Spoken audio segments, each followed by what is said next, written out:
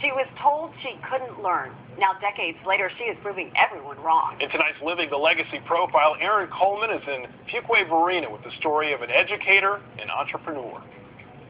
All right, who studied last night? In the classroom, Dr. Melanie Stewart has all eyes on her for a lesson in Black history. What is the way I told y'all yesterday? When you break prejudice down, you prejudge. That's a word she's familiar with. Too familiar. In 1966, the new law said that now black children could go to the all-white school. Stewart was 6, getting ready for her first day of first grade at what was then called Andrew High School. My mom had just bought me this pretty little blue plaid dress with a pocketbook to match. I mean, I had a pocketbook. But as soon as she stepped on school grounds, I heard, "Go home." The memory turns ugly. You know, we were told that we couldn't learn. So my desk was in the back of the classroom, and all school year I colored and I could draw. I could do whatever I wanted to.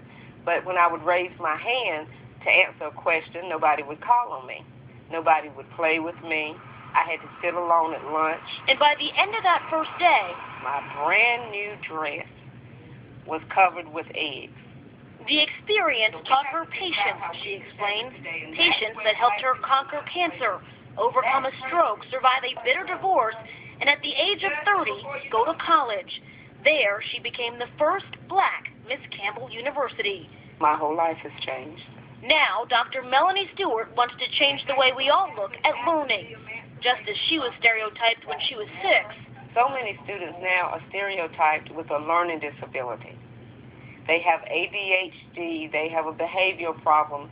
There's some reason they can't learn. Stewart doesn't buy that. She started Johnathans House after-school tutoring centers statewide. 8 years ago, one of the centers grew into a private school in Fuquay-Varina. How did you figure out 2 plus 3? Show me on your fingers. From the kindergartners all the way up. Johnathans House is for every child. Every child.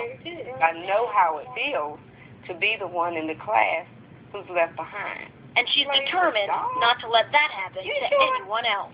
Very good. Erin Coleman, WREL News, Fuquay-Varina. In case you're wondering, Johnathans House was named after Dr. Stewart's nephew. He tutored many of the kids in his neighborhood. You can look for another Living the Legacy profile next Tuesday night at 5:30.